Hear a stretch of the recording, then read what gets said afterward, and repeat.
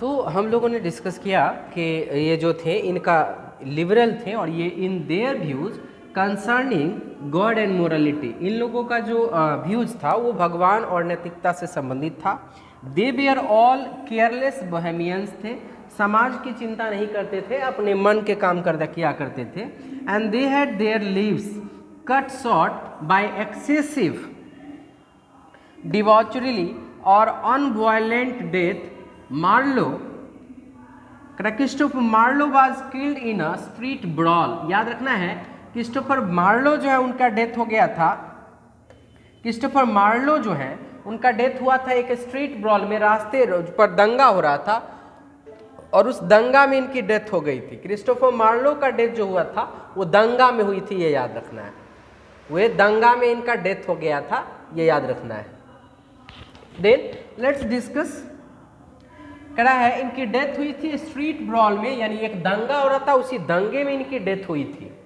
फिर आगे कहता है कि परहैप्स शायद over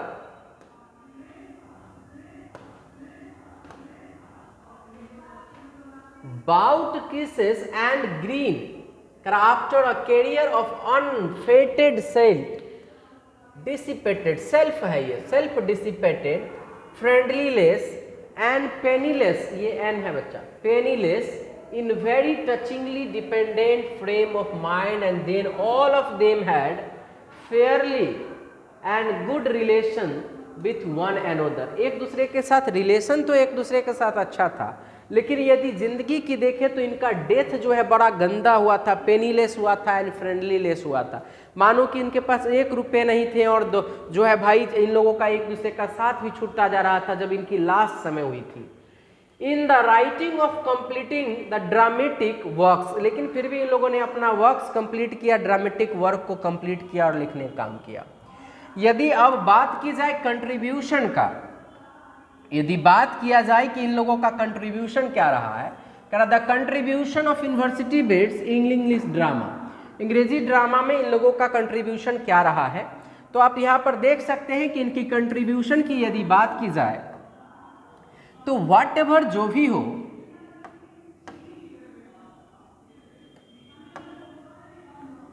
what ever may be said, कुछ भी कहा जा सकता है against their irreproachable careers as human beings, जैसा कि मनुष्य करता है। It will have to be admitted that they laid a sure basis for the English theatre. इन लोगों ने अंग्रेजी थिएटर का, ड्रामा का एक बेस तैयार कर दिया था। These statement is given by Allardyce Nicoll का कहना है, ये निकोल साहब कहते हैं कि इन लोगों ने एक नया बेस तैयार कर दिया, किस चीज के लिए, ड्रामा के लिए, थिएटर के लिए। नाउ कह रहा है now university bits started writing dramatic art before them, और उन लोगों ने क्या किया, ड्रामेटिक आर्ट लिखने लगा, ड्रामा लिखने लगा, और वही ड्रामा स्टेज पर परफॉर्म करके अपना जीविकोपार्जन यानी रोजी रोटी इन लोगों ने चलाना शुरू कर दिया था। One was the negative tradition specially comedy. उस समय एक कॉमेडी को नेगेटिव ट्रेडिशन माना जाता था, लोग हंसते थे कि क्या कॉमेडी लिखा करते हैं। Which was vigorous number of classical Greek and Roman drama, Roman और ग्रीक में कई ऐसे ड्रामा थे यानी कॉमेडी थे। But the other was tradition set by the imitator यानी कॉपी करने वाला, एंशिएंट रोमन ड्रामा, इन लोगों ने नकल किया, कॉपी किया किसका, रोमन ड्रामा का। सच वर्क्स एज सेक्वाइल, ये एस कैपिटल लिखना है, सेक्वाइल एंड नॉर्टन्स गर्बोडॉक, गर्बोडॉक एक किताब का नाम है। क्राई एक ट्रेजेडी था, एंड राल्फ रॉयस्टर डॉयस्टर, ये भी एक कॉमेडी था। Are example of this tradition, और रोमन ट्रेडिशन पर लिखा गया रॉयस्टर डॉयस्टर और गर्बोडॉक नामक एक ट्रेजेडी, तो दूसरा कॉमेडी लिखने का काम किया इन लोगों ने। यद्यपि though these players are devoid of vigour on purely native plays, ये लोग जो अपना नेटिव प्लेस स्वदेशी जो ड्रामा लिखते थे उससे फेमस नहीं हुए। One thing which imply emphasized is that though the university bits look to the classical drama, ये लोग क्लासिकल यानी पुरानी कन्वेंशनल ड्रामा को लिखते थे, and incorporated its general respect from in their own productions, they never imitated, उन्होंने किसी का नकल नहीं किया, its slavishly, and they retained for themselves to the sufficient freedom, और ये लोग पूर्ण रूपेण से आज़ाद रहे लिखने के मामले में, किसी का कोई डर नहीं था, अपने मन से ये लिखा करते थे और किसी तरह की किसी बड़ी परेशानी में ये फंसने का कोशिश नहीं करते थे, बिंदास होकर लिखते थे ताकि अपना फ्रीडम इनको खुद जो है रहे लिखने के मामले में, किसी तरह के कोई समस्या ना हो। कह now we let us consider the individual contribution of university wits in the development of English drama. उसमें सबसे पहला नाम आता है जॉन लिली का, जिनका जन्म 1554 में और डेथ 1606 ईस्वी में हुआ। अब यदि हम बात करें जॉन लिली की, तो Lyly is better known for his prose romance. इनकी जो रचनाएं होती थी वो रोमांटिक होती थी, रोमांस होता था, प्रोज रोमांस। जैसे कि इनका एक किताब थी यूफिसस, देन इट्स ड्रामेटिक प्रोडक्शन, इनका जो ड्रामेटिक प्रोडक्शन था, it must be remembered that he himself was a courtier, लेकिन याद रखना है यह एक दरबारी कवि थे।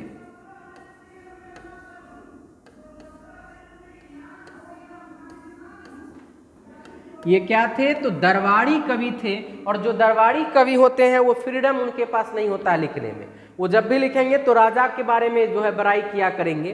तो ये एक दरबारी कवि थे।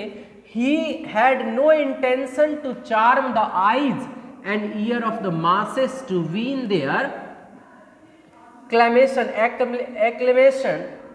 इनको जनता का या ऑडियंस का प्रशंसा का कोई शौक नहीं था, बस ये इतना इसलिए लिखते थे कि राजा खुश हो जाएं, और दरबार, चूंकि दरबारी कवि थे, कोर्टियर थे, राजा के लिए लिखते थे, राजा खुश होकर उनको भोजन पानी दे देते थे, उसी में मस्त रहते थे।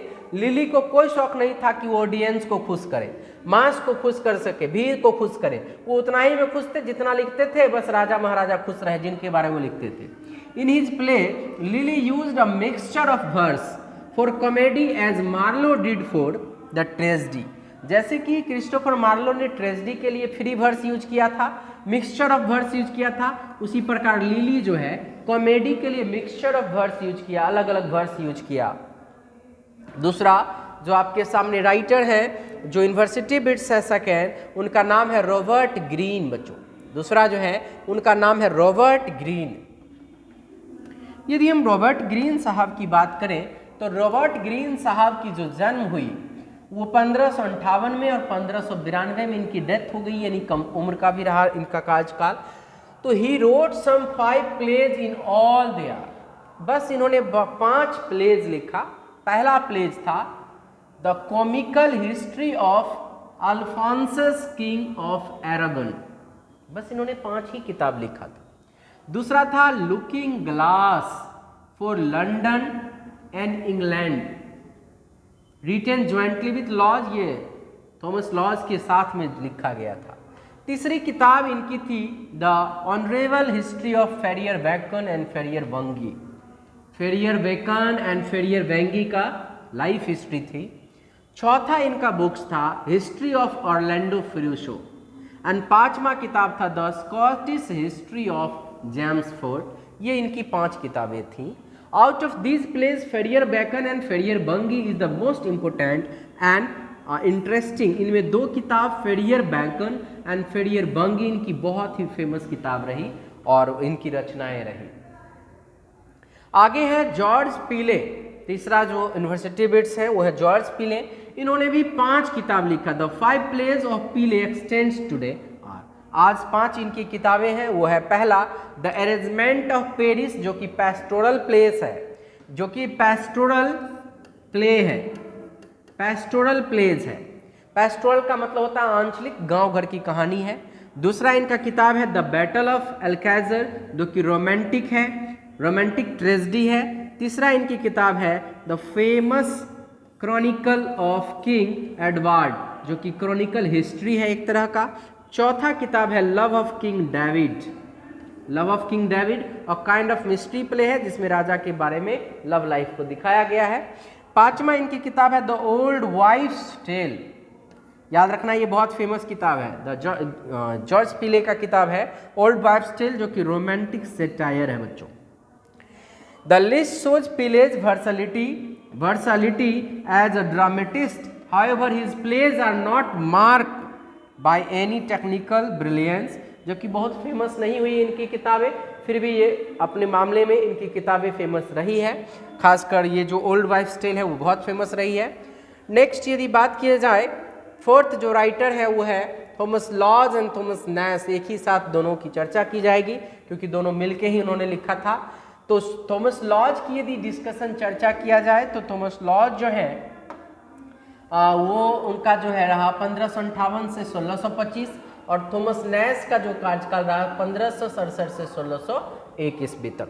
तो अब इन लोगों की यदि डिस्कशन की बात की जाए, इनकी रचनाएं की बात की जाए, देखिए रचनाएं कह रहा है their dramatic work is considered laws who was according to Gaston little better than vagrant loser than liberty। बहुत आराम से फ्रीडम रहते थे। lighter than variety itself according to the Nicoll के अनुसार उनका कहना है कि लॉज जो कंसिडर किया, लॉज हुआ अकॉर्डिंग टू गैशन little better than vagrant loser.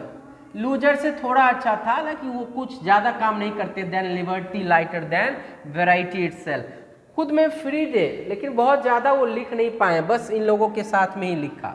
Nicol list the list of the university wits where Lodge and Nash because they gave particularly nothing to the theatre. इन लोगों को निकोल कहते हैं कि यूनिवर्सिटी बिट्स के समूह में इसलिए रखा गया, पार्टिकुलरली तो कुछ नहीं दिए, लेकिन jointly they left only play the bounds of the civil war. इन्होंने एक किताब लिखा मेनली जो था बाउंड्स ऑफ सिविल वार।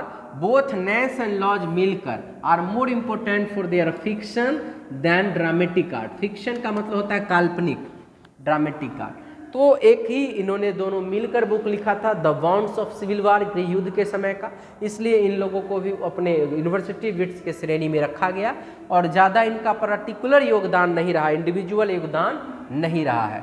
फिर भी नेक्स्ट जो आपके पास पोएट है वो है थॉमस कीड। ध्यान से देखिए, थॉमस कीड जो है बहुत ज़्यादा नहीं, लेकिन इनकी किताबें बहुत फेमस रही है। थॉमस कीड का जो कार्यकाल यहाँ देखिए दिख रहा है 1557 से 1597, बहुत ज़्यादा तो नहीं रहा, लेकिन फिर भी देखिए इनका योगदान। He is only one play the Spanish tragedy, याद रखना ये बहुत फेमस रहा। करा is modelled a Senecan revenge tragedy के रूप में। रिवेंज ट्रेजेडी मतलब बदला लिया गया इसमें, विच बिफोर द कीड कीड had been initiated by some scholars like Sackville and Norton writers of the Gorboduc। जैसे गर्बोडक लिखा गया उस तरह कीड ने अपना स्पेनिश ट्रेजेडी लिखा और इनका स्पेनिश ट्रेजेडी सबसे बड़ा फेमस जो है इनका ट्रेजेडी और बुक रहा, रचना रहा। Kyd's contribution to English tragedy is two fold, दो फोल्ड में रहा। फर्स्ट ही gave the new kind of tragic hero, एक अलग टाइप का हीरो इन्होंने दिया, who was neither royal personality nor a superman, जो कि न तो अमीर घर का था, न ही गरीब और न ही सुपरमैन था, बट ऑर्डिनरी पर्सन, एकदम साधारण आदमी को इन्होंने अपने ट्रेजेडी में जगह दिया हीरो के रूप में। एंड दूसरा, he introduce the element of introspection in the hero. Introspection का मतलब आंतरिक पहचान दिया एक नया हीरो को उठाकर, जो कि यूनिक थी। आमतौर पर लोगों का ट्रेजेडी में हीरो होता था अमीर लोग, जिसको आगे चलकर शेक्सपियर ने भी अपनाया। शेक्सपियर ने दोनों चीज दिखाया, कभी कभी आम लोगों को भी दिखाया, कभी कभी अमीर लोगों को भी दिखाया। तो स्पेनिश ट्रेजेडी में इन्होंने दिखाया थॉमस कीड ने एक साधारण लड़का को, एक साधारण कैरेक्टर को हीरो बनाकर। और जो लास्ट बट नॉट लिस्ट जो है सबसे ज़्यादा फेमस जो रहा वो है क्रिस्टोफर मार्लो, जो कि 1564 से 1593 तक रहे और इनकी मृत्यु हुई थी एक दंगा में। याद रखना है, हमने कहा था स्ट्रीट ब्रॉल में इनकी मृत्यु हो गई थी। एक दंगा हो रहा था, उसी दंगा में इनकी मृत्यु हो गई थी। तो इन निकोल्स के वर्ड्स के अनुसार, निकोल्स कहते हैं कि Christopher Marlowe is one of the most talented pre-Shakespearean among university wits. These are his plays. इन्हें प्रेडिसेसर ऑफ शेक्सपियर भी कहा गया है क्योंकि ये साहित्यिक पूर्वज माने जाते हैं शेक्सपियर का। चैम्बरलाइन द ग्रेट इनकी सबसे फेमस ट्रेजेडी रहा है। दूसरा रहा है डॉक्टर फॉस्टस, जो इंग्लिश ऑनर्स पार्ट 2 में आप लोगों को पढ़ना है। तीसरा है जीव ऑफ माल्टा। चौथा एडवर्ड द सेकेंड, जो मिथिला यूनिवर्सिटी में सेकेंड ईयर में पढ़ना है। पांचवा है parts of the massacre at Paris and Dido queen of the Carthage. बच्चा मैसेकर का मतलब होता है नरसंहार, अचानक बहुत सारा हत्याएं होना नरसंहार कहलाता है। Marlowe's contribution to English tragedy is very vital and many fold, कई फोल्ड में बटा है। ही हिमसेल्फ, मार्लोज कह रहा he himself seem to be aware of the having secure an advance over the previous drama. जो पहले का drama था उससे ये एडवांस कुछ लिखते थे, एक नया जो है ड्रामा लिखते थे। Marlowe promises that his play is going to be different from the conventional play in the both its language and subject and intended to keep his promise. इन्होंने वादा किया कि जो इनकी ड्रामा होगा, ट्रेजेडी होगा, इनका लैंग्वेज भी डिफरेंट होगा, इनका सब्जेक्ट मैटर भी डिफरेंट होगा। किसी प्रीवियस ईयर के तहत जो इनसे पहले ड्रामा लिखते थे उनके तहत इनका ड्रामा नहीं होगा, लैंग्वेज भी अलग होगी और कैरेक्टराइजेशन भी अलग होगा। और उन्होंने अपने वादा पर खड़ा उतरा और वादा को पूरा किया। इनकी ट्रेजेडी बहुत ही फेमस रहा, जैसे डॉक्टर फॉस्टस, देखिए बहुत ही बेहतरीन डॉक्टर फॉस्टस सेकेंड ईयर में पढ़ाया जाएगा कि कैसे एक आदमी है जर्मनी का जो बहुत विद्वान हो जाता है, फिर उसके माइंड में ब्लैक मैजिक सीखने का मन करता है और 24 साल के लिए जो है के बाद अपनी आत्मा को बेच देता है। तो ये सब चीज़ें इनकी यूनिक आइडिया रही थी क्रिस्टोफर मार्लो का, जिसको आगे चलकर शेक्सपियर ने अपनाया। इसी कारण से शेक्सपियर का पूर्वज माने जाते हैं क्रिस्टोफर मार्लो।